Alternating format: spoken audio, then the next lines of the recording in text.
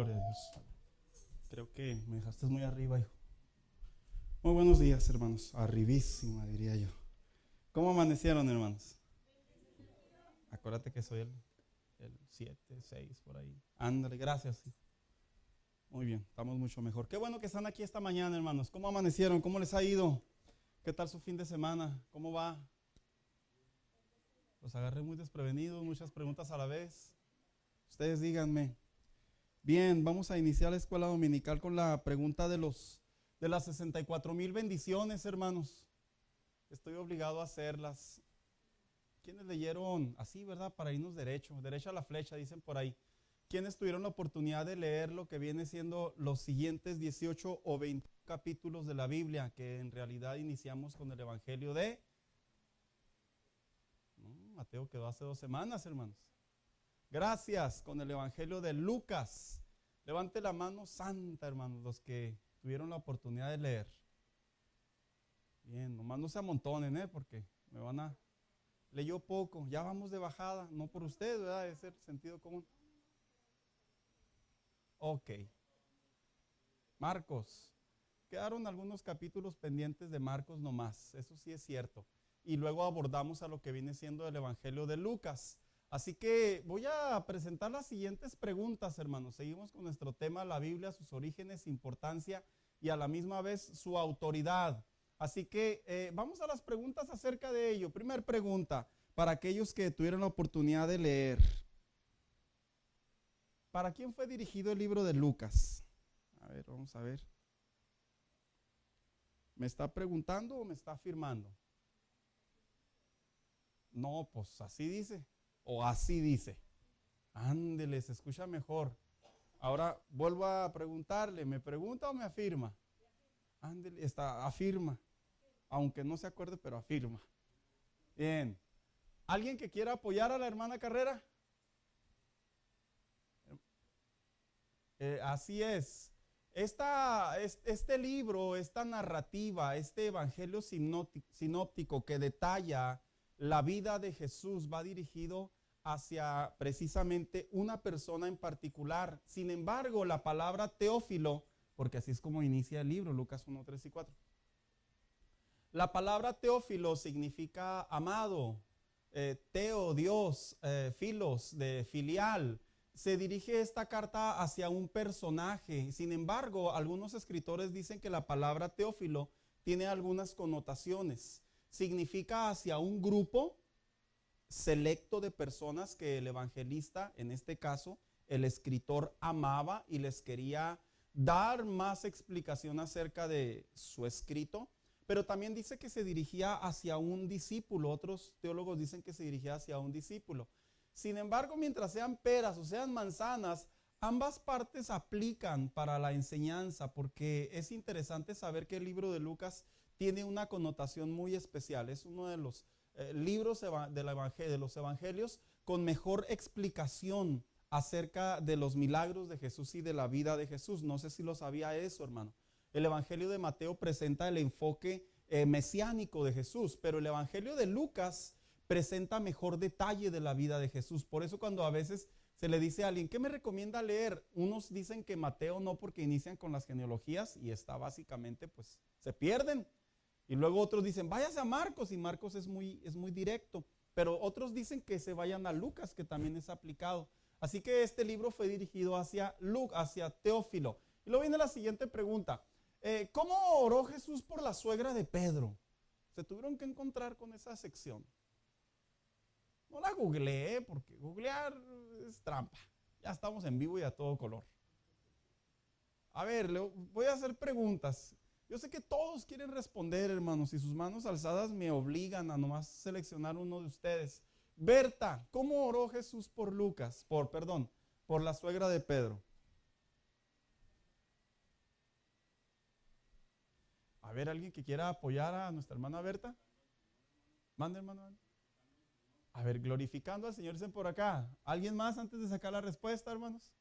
La que les quitaría esos $500 que ya llevaban acumulados. Lucas 4:39. Este es de los casos en la Biblia en donde no estamos diciendo que es una doctrina la manera de orar, pero sí un caso particular en cómo en el Nuevo Testamento aparece la enfermedad como un espíritu. Las diferentes traducciones, las más comunes que representan los escritores, siguen sosteniendo la palabra espíritu, no la palabra actitud ni la palabra enfermedad. Este es un tema muy controversial porque se han ido a los extremos. Unos dicen que cuando se ora por alguien, a ver quién lo lee y luego continuamos. Sí, por allá va. Nos dijo la palabra directa, pero vamos a leerlo.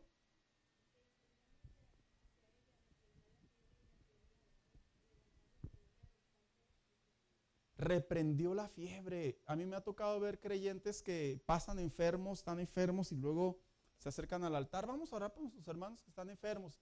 En mi caminar cristiano, aquí no lo aclaro, espero y no pase así, ¿verdad? Pero me ha tocado ver que fuera toda diabetes, diablo, mentiroso, y andan sacando los demonios de las enfermedades. Jesús tenía el espíritu, el don de discernimiento, hermanos, lo cual significa que él podía ver a los ojos espirituales si era un demonio o un espíritu maligno, antagónico, o en su efecto, si era una enfermedad por herencia crónica, por descuido, de contagio, cual fuera el caso. Lo que nos enseña la Biblia aquí, que sí es cierto, sí hay ocasiones en donde a través del discernimiento espiritual podemos orar por un enfermo, orando, intercediendo para que un espíritu maligno lo suelte. Sin embargo, no es la regla, no es siempre. Generalmente las personas cuando están enfermas, con los años, voy a darme de ejemplo, he aprendido a orar por las personas cuando están enfermas y les pregunto, ¿de qué está enferma? No, pues mire que así, así, así. ¿Es hereditario o llegó de repente? Porque pues ya ve cómo somos los cristianos, así como los judiciales, ¿verdad? Ahí está el enfermo, todo sobre de él, ¿verdad? Fuera, diablo. Y la persona en realidad muchas de las veces están enfermos por descuidos y queremos sacar al diablo. Entonces es incorrecto, hermano, es incorrecto.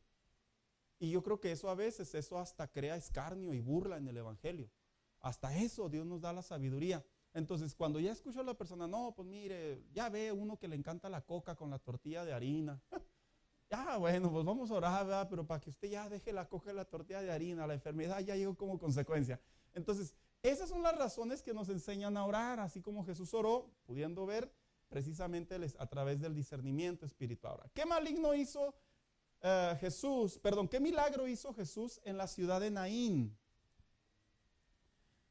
Hermano Daniel, vamos a dejar que los demás hermanos también participen. Mire, usted les gana a algunos y los hermanos están ansiosos de responder. A ver, ¿qué hizo Jesús? ¿No alcanzaron a escuchar, hermanos? ¿Qué hizo? Ya dijo, lo que dijo el hermano Daniel, ¿verdad? Resucitó a un niño. Ahora le voy a hacer la pregunta a usted, hermano Daniel, porque usted nos dijo el título precisamente. ¿Este niño estaba medio muerto, morido o ya lo iban a sepultar? Lo que nos habla de que el milagro de la resurrección en la vida de Lázaro no es el único milagro como algunos inclusive predicadores sostienen, que Jesús solo resucitó a una persona. No, en realidad este es otro caso muy claro de Jesús, que una criatura básicamente que ya había pasado por el proceso del duelo, en donde ya se le había dado sus lágrimas, su dolor, etcétera, etcétera, ahora ya lo llevaban directamente a sepultar. Este es un evento bien sorprendente, hermanos, porque quiero que se figure junto conmigo, porque lo podemos traer a nuestros años para nuestra aplicación, para nuestro entendimiento, que vamos a ya llevar a alguien a sepultarle, al entierro. Y luego de repente aparece Jesús en el escenario. Y luego Jesús ora por él y resucita. Qué gran impresión, hermanos, la verdad, ¿eh? Yo creo que es algo que nos dejaría a todos atónitos, que bíblicamente aún puede suceder. Sí puede suceder. Siguiente pregunta. ¿Por qué Jesús reprendió a Jacobo y a Juan? Reprendió a dos. ¿Quién leyó esa parte de la Biblia? ¿Qué dice, hermano? No, yo no estaba ahí, pastor, ¿verdad? No. A ver, nuestra hermana Berta ahora sí se va a sacar la espina. Ah, ok.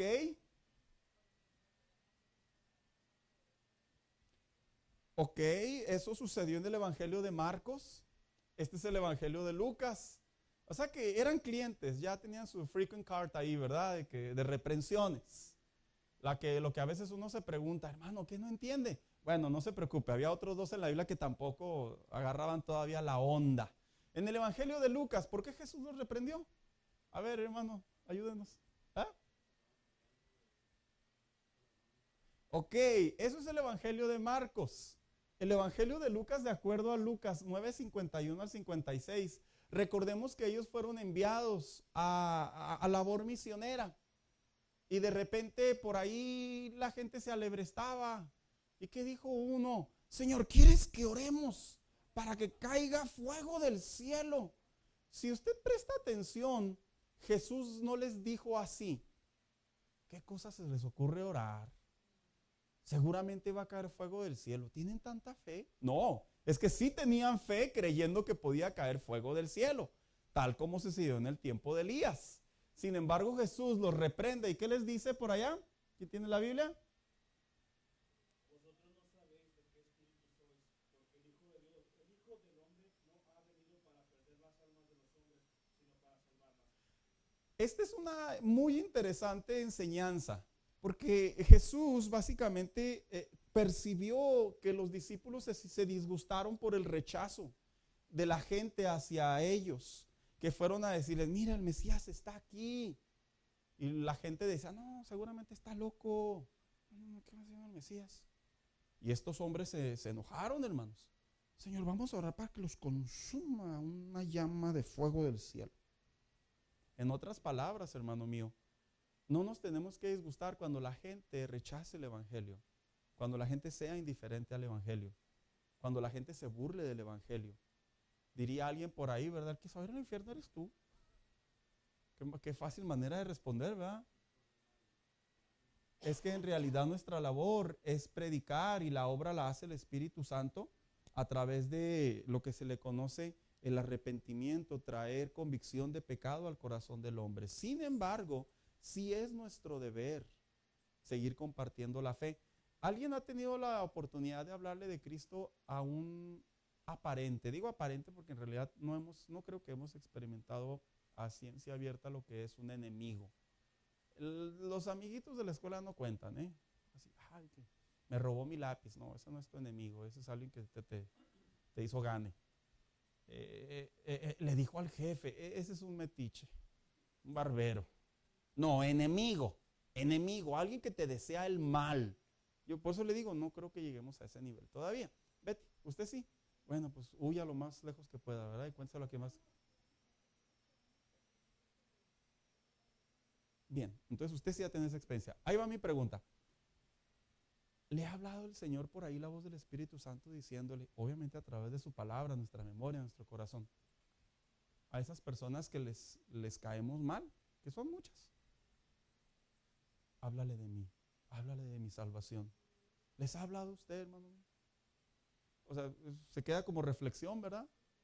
No, que le caiga un rayo del cielo, que se vaya de una ave, somos menos, más oxígeno.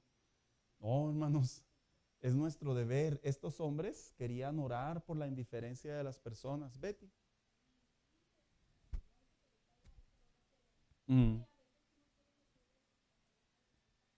No, siempre la palabra de Dios la usamos, la agarramos, no somos abogados que agarramos de donde nos conviene. A la Biblia tiene una sola directriz. Siguiente pregunta. ¿Dónde dijo Jesús que murió el profeta Zacarías? Dice que interesante, Jesús sí habló del profeta Zacarías y dijo dónde había muerto. Y cuando me refiero al profeta Zacarías, me refiero al penúltimo profeta, de acuerdo al canon, como va escritural, del Antiguo Testamento. Jesús sí dijo cómo murió. Su manera de morir, hermanos, es impresionante. Es algo muy doloroso por su trasfondo. ¿Dónde murió y por qué murió ahí? ¿Cómo murió? ¿Alguien sabe, hermanos? Que dice, no. Si le pregunto cómo murió Jack, el de Titanic, ¿verdad? Rose no lo pudo salvar. Él que está levantando la mano. Ok. Se dije, bárbaro. En medio de la puerta del templo, dice la Biblia. Precisamente nos vamos a Lucas 11:51, si alguien lo tiene por ahí. el ambiente de los profetas, como yo decía la semana pasada, hermanos, fue titánico. El ambiente de los profetas, los 12 profetas profetas menores, junto con Isaías, Jeremías, Ezequiel y Daniel, los 4 mayores, que son 5 libros, pero son 4 mayores porque Lamentaciones encaja como tal, pero no tiene una autoría de Jeremías.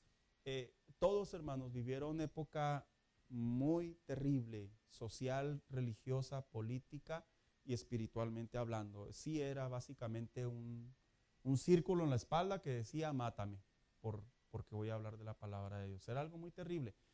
¿Quién lo tiene por ahí? Luego ya decimos un poco la descripción. Hermana Carrera.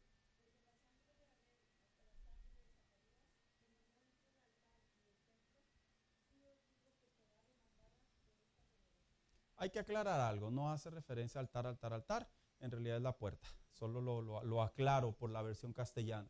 Este profeta era de los profetas que Dios los utilizaba para denunciar el pecado dentro del pueblo, porque el pueblo ya había pecado tanto, hermanos, que el amor de Dios no quería que el pueblo sufriera, y Dios levantaba profetas para detener, para que reflexionaran, que esto es muy, muy comparado a nuestros días.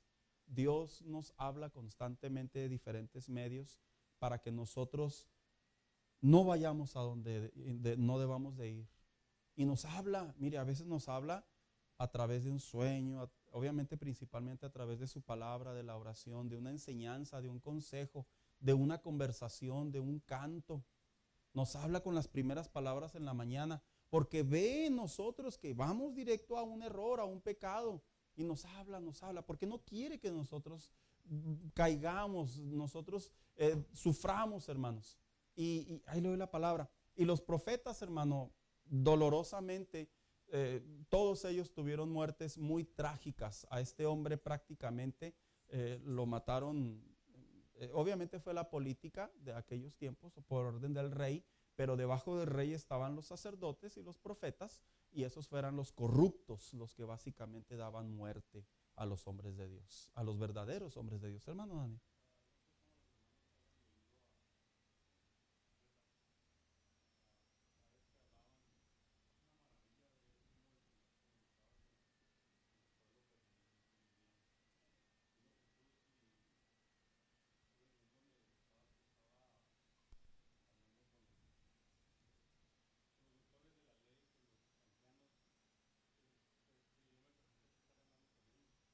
Sí.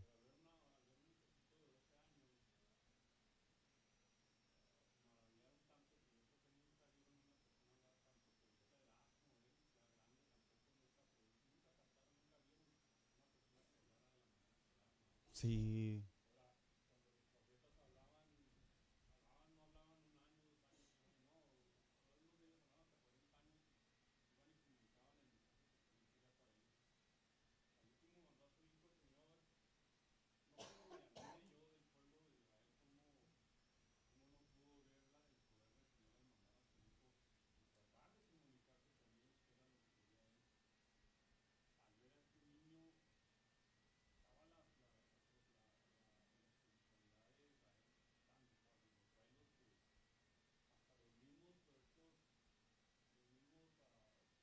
Fariseos, apóstoles, discípulos.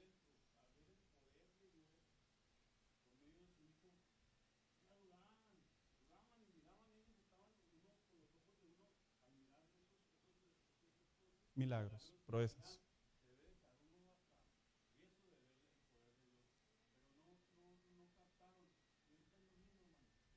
¿Sabe qué? Sí es lo mismo. La diferencia es que nosotros los hijos de Dios tenemos estas letras, estas historias, estas narraciones, estos escritos, esta palabra inspirada por Dios para que no cometamos el mismo error, hermanos. Aun cuando nadie experimenta en cabeza ajena, ¿verdad? Por eso cuando usted diga, ¿por qué la gente no entiende? Uno les habla del Evangelio. Bueno, en realidad no estamos tan lejos de la realidad. Ha sido el ciclo del pecado en la vida del hombre. Pero lo que sí debemos de procurar nosotros los hijos de Dios es no caer como el pueblo de Israel, que ellos veían los milagros de Dios y sería muy doloroso que nosotros cayéramos en la misma o en la similar condición. ¿Cuál? ver las maravillas de Dios a diario y estar de neciesotes, ¿verdad? Ahí sí le puedo decir, hermano mío, que ya de plano no hay peor ciego que el que no quiera ver. Por eso la gracia, más que verla como un regalo, hay que analizarla como una reflexión de decir, no puedo caer en los errores del hombre antiguamente. Vete y luego inicia. Definitivamente, esa es una palabra que se va a llevar hasta los tiempos finales. Dios nos sigue demandando a todos los hijos de Dios dones, talentos, vida, tiempo, corazón, compromiso, etcétera, etcétera. Eso es para todos los hijos de Dios. Al inconverso no se lo puede demandar más que primeramente le demanda que se arrepienta de sus pecados. Es lo primero de caja. Bien, interpretación del tema central. Vamos a contestar algunas preguntas, hermanos, que tienen relación con las típicas preguntas de muchos cristianos. ¿Es verdad que al Jesucristo venir a la tierra y morir en la cruz ya no es necesario seguir la ley? ¿Quién ha escuchado esa pregunta, hermanos? Tantos puntos de vista, ¿verdad? Dos. Y cuando nos referimos a la ley nos referimos al Antiguo Testamento. Es una pregunta común entre muchos creyentes. ¿Es acaso la ley ahora obsoleta? Mucha gente dice que la ley es obsoleta. Vamos a responder ahorita a ello. ¿Debemos evitar comer carne de cerdo? ¿Cómo encuentro creyentes queriendo incorrectamente imponer una dieta alimenticia? Una cosa es que alguien de manera individual lo haga por salud, otros que lo hagan como así lo llaman ellos, porque el Señor les habla, y otra cosa es que nos quieran imponer a cosas que no conciernen a estos tiempos. Ahorita vamos a responder esa pregunta, porque esa es una de las preguntas también que se quedan en el aire entre el Antiguo y el Nuevo Testamento. Siguiente, ¿tenemos que guardar el sábado? No, hombre, pues, ni uno dijo alguien por ahí, ni el domingo, ni el lunes, ni el martes, ni el miércoles. Ahorita vamos a hablar de ello. Siguiente, ¿debemos diezmar? Porque el diezmo se quedó en el Antiguo Testamento. Yo escucho mucho esa pregunta. Ahorita la vamos a responder porque estas preguntas es lo que quiebra precisamente el falso error o el concepto acerca de entre el antiguo pacto y el nuevo pacto. Muchos dicen, ya estamos en el nuevo pacto, por eso es que ya no debemos de hacer lo que hacían los antiguos. Ahorita vamos a responder a ello. ¿Debemos obedecer los 10 mandamientos? Es una pregunta típica que me han hecho principalmente los nuevos en el Evangelio, de una manera sana y otros de una manera necia, en donde se preguntan, bueno, es que ya la ley y los mandamientos quedaron en el Antiguo Testamento. Ahora la Biblia dice que nosotros nos debemos de amar a nosotros, a Dios, y debemos de amar a los demás como a nosotros mismos. Y esa es la ley del hombre en la Biblia, en el nuevo pacto. Pues sí, no. En realidad lo que Jesús hizo que fue que lo resumió. Porque ahorita vamos a explicar que en realidad los 10 mandamientos entregados en el monte Sinaí, algunos de ellos tienen carácter humano y otros de ellos tienen carácter divino. De hecho, ya lo expliqué a tiempo atrás. Siguiente pregunta. Preguntas comunes que tienen que ver con el propósito y la interpretación del cumplimiento de Jesucristo en la cruz del Calvario. Así que iniciamos, hermano mío. ¿Qué pacto hizo Dios con Israel? Vamos a finalizar la última de que dejamos la semana pasada. Es verdad que se le conoce como pacto mosaico, un pacto condicional. Recordemos que la semana pasada nos quedamos en que el Antiguo Testamento, en realidad, Dios se le va manifestando al hombre, obviamente en primer lugar a un hombre llamado Adán, el cual lo dejó con una sola función, un solo trabajo, un solo pacto. Vas a cuidar la tierra, vas a enseñorear sobre de ella. Lógicamente, el hombre cae, conocemos la historia, y luego inicia Dios nuevamente a hablarle al hombre, a hombres con el oído sensible espiritualmente hablando, que ya conocemos que fue ¿quién después? Noé. ¿Quién más? Abraham, con el cual Abraham, al nacer su hijo y al su hijo tener hijos, se cumple la promesa de que de ahí saldría una nación y que esa nación, ¿qué sería? El pueblo de Dios. Esa nación que posteriormente se convirtió, de Isaac salió Jacob. Jacob, al luchar con el ángel en el libro de Génesis, prácticamente se le cambia el nombre y se le da la promesa, precisamente igual manera que de él saldría una nación fuerte y poderosa. De ahí vienen las 12 tribus de Israel. Sin embargo, la historia dice que al morir José, empieza a crecer este pueblo al punto que se convierten en millones, hermanos, históricamente. Al estar en Egipto, el nuevo faraón no reconoce la promesa que hubo con José, al contrario, la rompe, la quiebra y posteriormente toma a los hebreos como esclavos. Después de los hebreos como esclavos, ya sabemos la historia, Dios los liberta por medio de Moisés y en el desierto les da la ley mosaica, el cual hace un pacto con ellos, ya lo resumí. Este pacto era condicional entre Dios y el hombre, también conocido como el pacto del Sinaí. El hombre tenía la obligación de ser obediente y el pueblo aceptó el pacto. Y este pacto serviría para separar a Israel de las demás naciones. ¿Sabía usted que cuando uno viene a Cristo hay una separación entre el hombre, hijo de Dios, y aquel que no es hijo de Dios, hermanos? Y es a través de un pacto. Nosotros aceptamos ese pacto. No somos obligados, ni entramos por default, ni por herencia, ni por influencia, ni por tradición.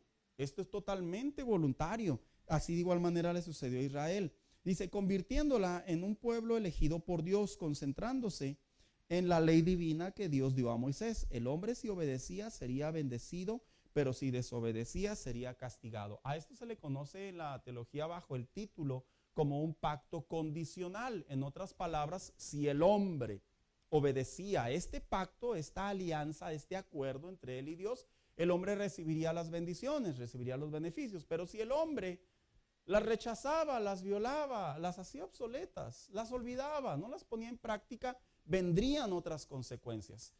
Hay un juego de palabras entre el antiguo pacto y el nuevo pacto. Algunos dicen que el nuevo pacto en realidad es incondicional.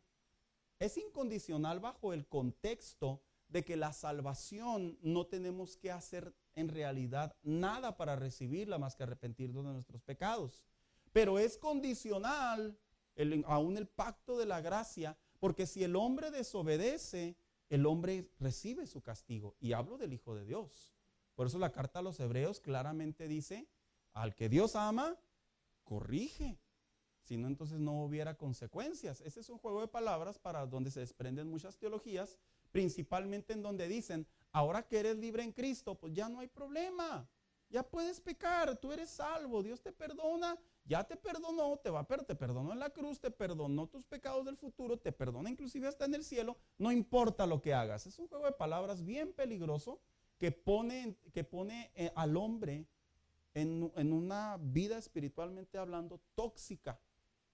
Porque el hombre es bien curioso. ¿Quién ha tenido la oportunidad de ir al doctor y que le diga al doctor, mire, usted ya debe de evitar la coca porque le hace daño? Y luego la persona dice, es que sabe que me gusta mucho. Bueno, ¿me puedo tomar 2 al día? Y lo dice el doctor, no se tome, por favor. Bueno, una. Bueno, un vasito. Y luego el doctor le mira así como que, pobre cuate, ¿verdad? Ay, no. El doctor dice, pues se puede tomar un vasito chiquito, pero no tome más. Y lo vi en la casa, ay hombre, un vasito, pues ya sírvelo a la medio vaso, ¿verdad? Se ve muy triste ahí el vasito. Pues ya sírvelo entero, no me pasó nada. Así es de peligroso el hombre le gusta jugar con los compromisos de Dios. Y el nuevo pacto es un juego de palabras en la libertad en Cristo. Por eso conviene entender que a pesar de que el pacto de la gracia es incondicional porque no tenemos que hacer obras para recibirlo. Pero es condicional en el contexto de que hay que vivir una vida santa delante de Dios. Eso sí es condicional. Entonces dice aquí, ¿verdad? El hombre si obedecía sería bendecido, de lo contrario, no. Ahora, un reino de sacerdotes y de gente santa. ¿Qué iba a ser este pacto del Antiguo Testamento? ¿Qué es lo que Dios quería con Israel? ¿Por qué el pueblo de Israel se resistía tanto? Mire, hermano, usted lee el Antiguo Testamento, libros históricos y libros proféticos, y usted va a encontrarse con un panorama muy trágico. Generalmente se va a encontrar con un panorama de una nación representada en reyes, en profetas, en sacerdotes, en príncipes, en jueces. Va a haber hijos de reyes. Va a haber generalmente que el hombre rechazaba el pacto de Dios, pero a la misma vez se va a encontrar que Dios levantaba profetas, porque era el entendimiento del hombre levantar profetas, levantar reyes también, que tenían la función de denunciar para detener el daño que el mismo hombre se estaba produciendo delante de Dios. ¿Por qué? Porque Dios, cuando hizo un pacto con ellos en el Sinaí, cuando levantó a Moisés y les dio las 613 leyes en el libro de Levítico, la gran mayoría de ellas, lo que Dios quería es que el pueblo comprendiera que ellos deberían de ser una nación santa, muy asociado a los tiempos de ahora. El Hijo de Dios, cuando le entrega su vida a Cristo y se transforma en Hijo de Dios, el Hijo de Dios tiene que entender que el Espíritu Santo, a través de la palabra de Dios, quiere que nosotros seamos diferentes. No en el contexto mejores para competencia, que seamos diferentes en el lenguaje de Dios, en el lenguaje santo, en las ordenanzas de Dios. ¿Por qué? Porque dice aquí que la nación de Israel, al ser obedientes, se convertirían en un reino de sacerdotes y gente santa. Ellos serían la luz para el mundo oscuro de su alrededor, lo que nos lleva a la conclusión que a pesar de que en el Antiguo Testamento el gentil, el judío todavía no entendía que el gentil también podía alcanzar un pacto con Dios, progresivamente se abría una revelación divina que Dios le estaba hablando al hombre, que no solamente el judío iba a poder alcanzar esa bendición, sino también el gentil, el resto del mundo. Y un texto bíblico muy fuerte para poder sustentar esto es cuando Dios levanta al profeta Ezequiel y que le dice: no quiero la muerte del impío. Bien hubiera dicho, ¿verdad? Yo no quiero que Israel se pierda. No, dijo la muerte del impío, el que no era judío. Y más allá vemos la historia de Jonás, un profeta judío que fue enviado a predicar a una nación completamente pagana, perversa y poderosa, hermanos. Sin embargo, vemos que Dios no buscaba. Ahora, ellos serían esa luz, y sigo leyendo. Y llamados a nación a fin de que todo el mundo alrededor supiera que adoraban a Yahvé, el Dios que guarda los pactos. Sin embargo, la ley revelaría a los hombres su pecaminosidad y su necesidad de un Salvador. Ahora, ¿cuál era el propósito de la ley? ¿Cuál ley? La que ellos deberían de cumplir. ¿Cuál era ese propósito? Gálatas 3:25 y Mateo 5:17, si me ayudan, por favor. El propósito de esta ley era que el hombre comprendiera que básicamente, como en su humanidad, no la podía cumplir. Vamos a dejar algo en claro. El hombre, en realidad, por méritos o por obras, no puede acercarse a Dios, ni en el Antiguo Testamento, ni en el Nuevo Testamento. Hermano Daniel. Gracias, porque sí es cierto.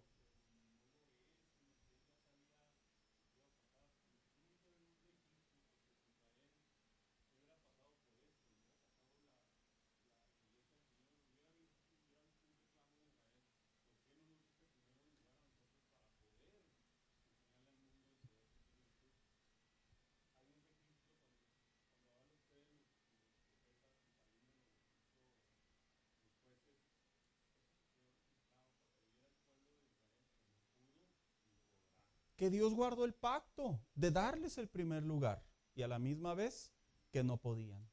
Bien, Gálatas, ¿quién lo tiene? 3:25.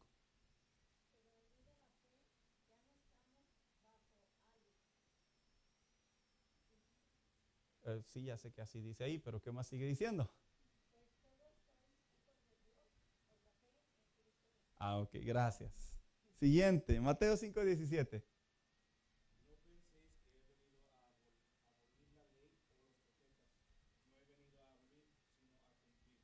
Ahora, ¿qué significa abolir? Yo creo que no es una palabra muy común en nuestros tiempos principalmente, pero sí tiene un sinónimo y una definición.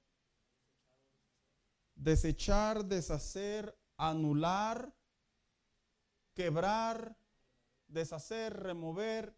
Entonces, cuando usted escucha a los maestros o a los predicadores, lo digo con mucho respeto, o probablemente confunden el término, no porque así lo crean, o lo confunden, o en su efecto porque no han encontrado la correcta interpretación. La ley del Antiguo Testamento jamás fue anulada.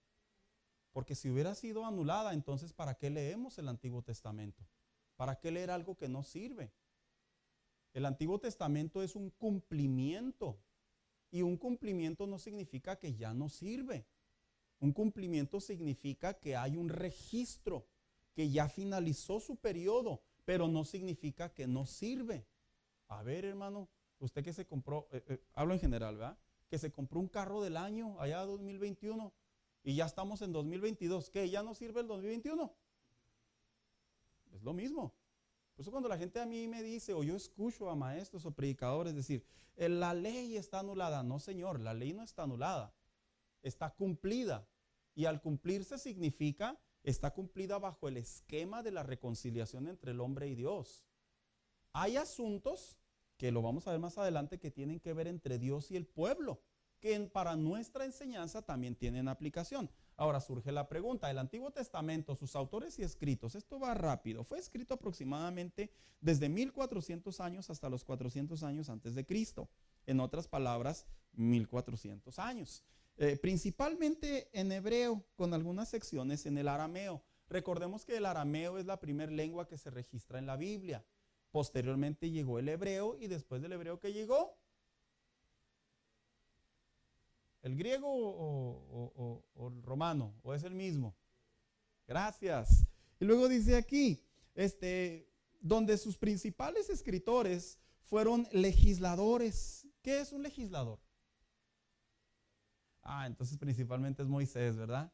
Moisés fue un legislador, siguió la instrucción de Dios. Sacerdotes, profetas, reyes, guerreros, coperos, entre algunos a mencionar, donde sus principales medios de escritura fueron los rollos, los papiros, piedra, cuero, los cuales eran los medios más sólidos para mantenerlos escritos.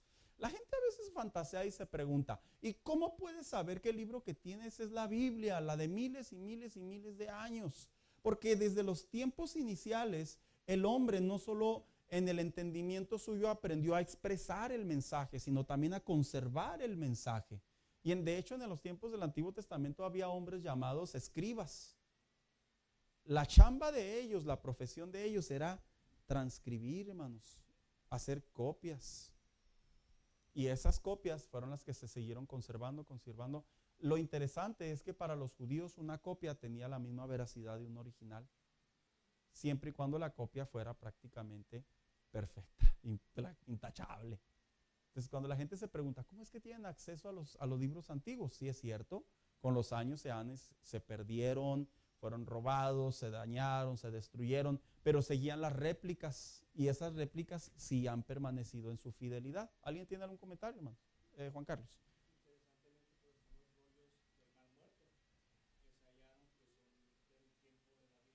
Principalmente los salmos se han encontrado en el Mar Muerto. Y de hecho, para abonar tu comentario, están en Washington. En el Museo de Washington, existen algunos rollos, principalmente de los salmos, en registro, que son verídicos arqueológicamente hablando. Betty.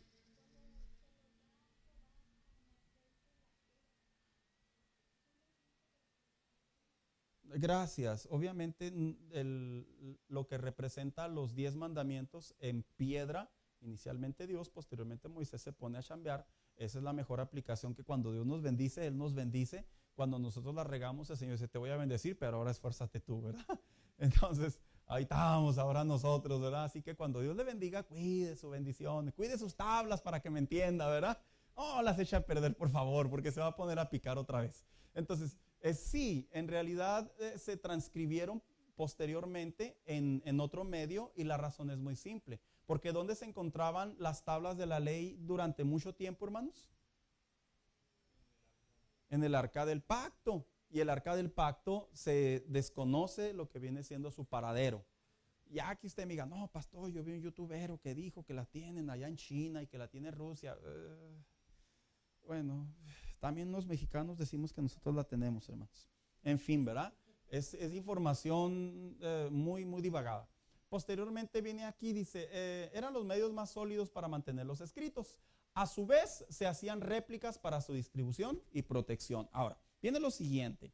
El antiguo pacto y su propósito. ¿Cuál es el propósito del antiguo pacto? Dice, el Antiguo Testamento estableció maneras de acercarse a Dios, y nos referimos al sistema sacrificial. Mire, hermano, hoy en día el hombre puede tener la impresión que acercarse a Dios es algo muy, muy, muy, como alguien dijera por ahí, muy simple. No, muy light. No, la misma Biblia registra cuál es la manera de acercarse a Dios. Y esa manera de acercarse a Dios es muy clara. Dios le habló al hombre inicialmente, fíjese lo que estoy diciendo, antes de darle una ley. Inicialmente, ¿cómo le habló al hombre a acercarse a él? A través de sacrificios. por lo que significa que el pacto o todo el medio, el método mosaico no era para Israel. En realidad venía desde los tiempos del inicio, desde el principio del hombre. Porque un día me preguntó un joven en buena fe, me preguntó, bueno, si el antiguo pacto ya Cristo lo cumplió, entonces ¿para qué oramos? Es que tiene sentido, es una pregunta muy ingenua, pero tiene sentido. ¿Para qué oramos? Si ya nos acercó a Dios, ¿para qué venimos a la iglesia? Si todo era de Israel. Yo le digo, bueno, es que recuerda que Dios hizo un pacto con el judío, con el hebreo, pero también en la Biblia no solo hay pactos, también hay principios. Y aún dentro de los mismos pactos existen principios. Y esos principios en realidad representan la interpretación hacia el Nuevo Testamento. Por eso es que nosotros sostenemos los principios, pero los pactos, y cuando me refiero a los pactos me refiero a las leyes que están detalladas en el libro de Levítico, Deuteronomio, etcétera, etcétera, esas están específicamente para Israel y ahorita vamos a entrar en ellas, las vamos a mencionar rápidamente. Esta manera de acercarse a Dios, dice el sistema sacrificial, la obediencia de los 10 mandamientos. Algún dato interesante, las 613 leyes. Un día alguien me preguntó en buena fe, ¿y dónde dice en la Biblia que son 613 leyes? Le tuve que responder, en realidad no dice la Biblia que hay 613 leyes. Te tienes que poner a contarlas. Pero no se preocupe, alguien ya las contó. Dios los bendiga, ¿verdad? Precisamente quien las contó fue Maimonides. ¿Quién era Maimonides? Esta es una palabra de traducción ya latín. Él fue básicamente un judío del siglo XII. Él era un filósofo en realidad. Y a pesar de que entre los judíos se dice que son más de 613 y tienen cierta razón, le voy a decir por qué. Porque entre Deuteronomio y Levítico hay unas que se repiten y hay unas que se amplían. Entonces, para el conteo se difiere. Sin embargo, nosotros, los que estudiamos la palabra de Dios, nosotros tomamos como referencia a este filósofo para decir que hay 613. Y si usted me pregunta, ¿y si están en la Biblia? Sí, yo personalmente tengo el registro de todos los pasajes bíblicos y no se preocupe, no escribí uno por uno. Le dije a Maimonides que me los prestara por favor y luego ya los transcribí yo para poderlos tener a mi consideración. Y luego dice aquí, en estas leyes existen, pero lo interesante es que 248 de estas es a hacer esto. O sea, son mandatos, son leyes mandatos. Sin embargo, existen 365 a no hacer esto. O sea, básicamente restricciones, prohibiciones. Para aquellos que dicen por ahí, ¿verdad? No, es que ahora que estás bajo el nuevo pacto, la nueva alianza, Jesucristo, ahora eres libre, ahora Dios te permite hacer todo lo que quieras. Inclusive Pablo dijo, eres libre. No. Inclusive el pacto de la gracia también tiene restricciones. Y Pablo las enseñó de manera doctrinal y aconsejó de manera personal, de manera pastoral, de manera apostólica. Entonces, cuando la gente escuche un sermón o usted escuche un consejo o una enseñanza, no lo haga. No me refiero que no lo haga el consejo, no, que le digan a usted, no lo haga. Hermano, ¿pero por qué? Si yo ya soy libre, no lo haga. Es que si usted presta atención desde el Antiguo Testamento, en la balanza hay más restricciones que asuntos que Dios le pide al hombre en obediencia. Esto no significa que está desbalanceado. No. Significa que hay mandatos de Dios que Dios nos dice, hazlo. Y si no quiero, hazlo. Y si me espero, hazlo. Pero también le habla Dios al hombre en el nuevo pacto. Y a la misma vez le habla de la misma manera. No lo hagas. No lo hagas. No lo hagas. Por eso cuando no son obras, es la nueva vida. No. Es la nueva vida para aprender a vivir en la naturaleza del reino de Dios, del Hijo de Dios. Esto no tiene nada que ver. Muchachos, así cuando en la escuela, ustedes que son muy atacados, yo los entiendo porque yo lo fui, me atrevo a creer que ustedes son más atacados. ¿Y por qué no lo haces? De seguro, no está tu papá, no está tu mamá, ni tu pastor. No, la respuesta es, ¿y qué pasa si viene? No, esa no es la respuesta. No, la respuesta es, no lo quiero hacer porque soy hijo de Dios. Y la Biblia me enseña que no me es bueno, no agrada a Dios. La respuesta no es si te ven, la respuesta no es si te regañan. La respuesta es que la naturaleza que ahora tienes como hijo de Dios, la Biblia te enseña que no lo hagas. ¿Sabía usted que nuestro cuerpo, por cuestión natural, nos enseña a qué hacer y a qué no hacer, hermano? Un ejemplo bien típico, ¿verdad? Gracias, ¿verdad? Está ahí la mecha prendida y el niño nomás observa, ¿verdad? No metas la mano. El niño mete la mano. Y luego después de que mete la mano, ¿qué pasa? Se quema y ya no lo vuelve a hacer, porque su cuerpo ya captó que ese es un dolor, un peligro, un sufrimiento. Así es la vida en Dios. Si ya la regué, ya pequé, ya pagué las consecuencias, ya me fue mal, hermano, pues ya no hay que hacerlo, ¿verdad? No le va a pasar como aquel dijo, bueno, pues es que hay que probar para saber qué pasa. Oh, mejor ve a otros. Y si otros ve que les fue mal, pues ¿para qué quiere probar usted? No, no lo haga. Que a mí me decían muchos, ¿cómo sabes que no te gusta el cigarro si nunca lo has probado? Oiga, qué buenos consejos, ¿verdad? Gracias, claro. ¿Cómo sabes que esto no está bien si ni siquiera lo has probado? Ay, qué buenos consejos me salían, ¿verdad? Como a ustedes los muchachos de hoy en día. Ahora, dice aquí, principalmente escritas en el libro de Levítico. De hecho, en el Levítico es donde se recarga más la tercera parte de estas 613 leyes, hermanos. Toda esta manera de vivir era acorde a una cultura, tiempo, época para Israel desde los tiempos de Moisés, marcando una línea específica sobre el pacto de Dios con el hombre Israel, con una progresiva, de una manera progresiva en su revelación. Mire, las 613 leyes, la gran mayoría de ellas eran para su época, eran para su cultura, era para la sociedad, no eran para todos. Y ahorita vamos a ver algunos ejemplos. El antiguo pacto aún se practica. Vamos a ver qué partes del antiguo pacto generalmente no se practican. En primer lugar dice, lo que respecta al sistema sacrificial ya no es necesario porque Jesucristo es el cumplimiento único para siempre de un sacrificio. Y a su vez el sumo sacerdote. ¿Qué significa esto? Nosotros ya no entregamos animalitos. En primer lugar porque no somos judíos.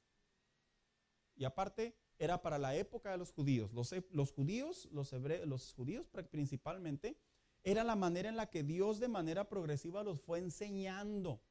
Vas a traer un corderito, va a ser bajo estas especificaciones, es para esta fecha, es un deber, es un mandato. Y cuando tú veas todo el procedimiento, cómo se va destazando el animalito, en dónde se va destazando, cómo se va inmolando, con qué parte se queda el sacerdote, todo es un simbolismo, en realidad era una tipología de Cristo. Es un simbolismo que va a tomar un marco espiritual en el Nuevo Testamento de cómo el hombre se acerca a Dios. Entonces se cubría el pecado del hombre y una vez que se cubría el hombre podía decir, ya estoy nuevamente en paz con Dios. Y luego el hombre se iba por decirlo así, ¿verdad, hermano? En paz con Dios. Lo interesante es que ya ve cómo somos los seres humanos. Como dijo alguien por ahí, ya fui el domingo a darme golpes de pecho. No, no venimos a la iglesia a darnos golpes de pecho. En el antiguo pacto el hombre así lo hizo, terminó haciéndolo así. Por eso se para el profeta Jeremías y les dice, ustedes tienen que volver a las sendas antiguas porque de labios solamente honran a Dios, pero su corazón está lejos. Por eso levanta a otros profetas y les dice, ¿de qué sirve que lleven animales si ya no quiero sus ofrendas? Y yo dije la palabra eufemática, perdón hermanos, la palabra liviana. ¿Cómo dijo el Señor específicamente? ¿Quién lo recuerda? Estoy hastiado, estoy harto en el lenguaje mexicano de las mentiras de ustedes. Entonces, el hombre llegaba y decía, pues bueno, vamos a llevar de volada en animalitos, se lo entregamos al Señor y nos devolvemos a pecar. Qué suave, ¿verdad? Oiga, como muchos ahora creen, ¿verdad? Venir a la iglesia el domingo, hay que portarse bien, vamos a la iglesia. Sí, yo debo de mis pensamientos y mi cora para el Señor. Se acaba el culto, uno ahí se acarnala y luego ya vuelve a uno al ritmo de día a día, ¿verdad? No, estamos haciendo prácticamente el error de los hebreos, de los judíos. 2. Lo que respecta a las leyes alimenticias que se encuentran particularmente en Levítico 11, tenía como finalidad distinguir a Israel de las demás naciones. Es una manera en la que Dios les restringió su manera de comer de las demás naciones, que también tenía un propósito en el desierto. Dice, mas Jesucristo declaró limpios, ¿qué dice ahí? Todos los alimentos. Marcos 7:19, por favor. Una respuesta. Espero poder.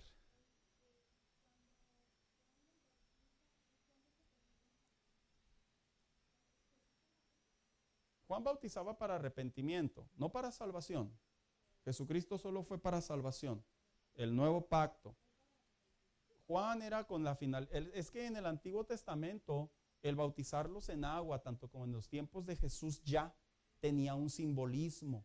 Era una manera de identificar un credo, de identificar una nueva vida bajo el sumergimiento de aguas y la expresión pública, que es todavía en la actualidad. El agua no salva a nadie. El bautismo de Juan el Bautista no salvaba a nadie. Era una expresión simbólica para que la gente escuchara. Que hoy en día existe una denominación.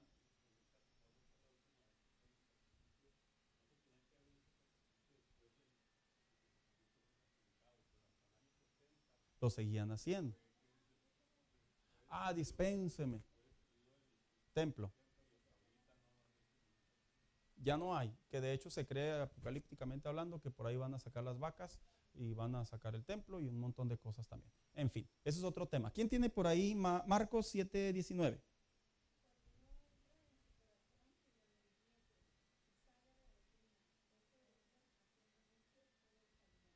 Entonces, en los tiempos de Jesús ya había un extremo en los fariseos. No puedes comer eso porque Dios lo desecha, está en la ley mosaica. Y Jesús empezó a enseñar que se podía comer cualquier alimento, cualquiera. No, pero los judíos no deben de comer carne de puerco. Los judíos no deben de comer carne de puerco de acuerdo a la cultura y a los tiempos de ellos en el Antiguo Pacto, en los tiempos del Antiguo Testamento.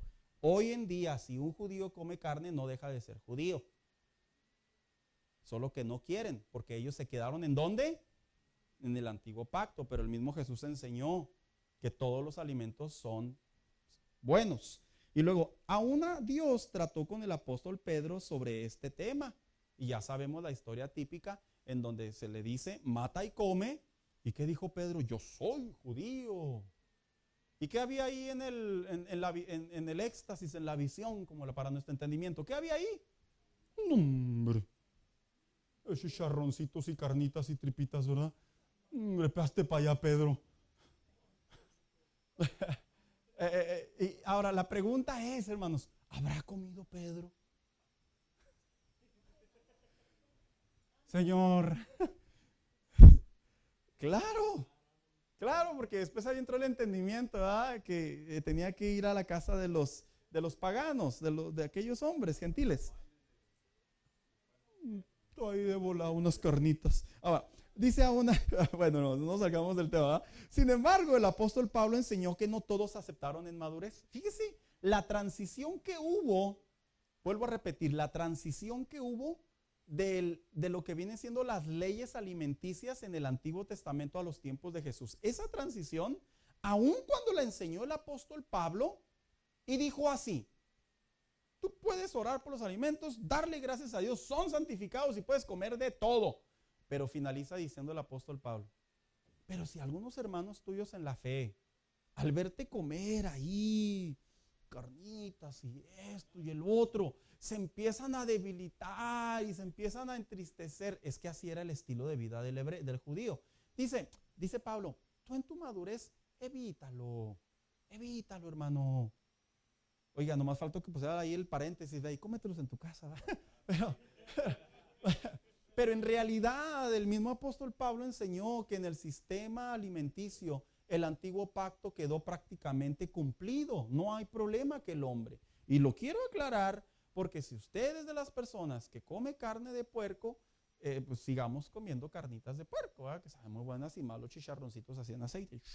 Pero si usted es de las personas que no come carne de puerco, que Dios lo siga bendiciendo y lo siga guardando, pero ni uno ni el otro puede enseñar. Tú estás bajo la gracia, tú estás bajo la ley, tú eres un santo, tú eres un pecador, porque no hay tal versículo bíblico ni enseñanza bíblica. Si a usted lo quieren discipular, que usted puede comer de todo, pues está bien. Pero si usted lo quiere discipular, que no coma eso, no hay Biblia para sustentar. No existe.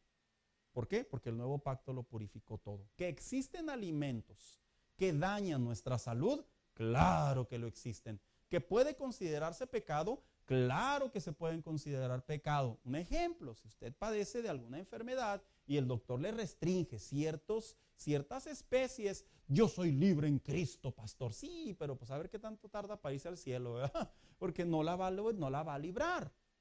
Ahí está desobedeciendo una ley de la ciencia, de la medicina. Así de simple. Pero si usted es de las personas que está bueno y sano, así como Miguelito, así que le puede entrar duro y macizo, éntrele, gócese. Pero si se encuentra un hermano de esos legalistas, ya para terminar, esos legalistas que no, siervo, yo no como eso, Señor lo prohibió, pues es diferente, ¿verdad? Dígale, está bien, hermano, lo voy a dejar, mira, me lo voy a embolsar y no te preocupes, sigamos conversando. Ya cuando el siervo se vaya, pues sáquelo y diga, Señor, ahorita lo calentamos en el micro y nos lo aventamos otra vez, ¿verdad? Así de simple. Eso es lo que enseñó el apóstol Pablo. Eso en relación al antiguo pacto, en relación a su práctica sacrificial y su práctica alimenticia. Vamos a ponernos de pie, hermanos, en esta mañana, ya se me vino el tiempo encima, y la semana que entra continuamos con estas cuestiones del Antiguo Testamento.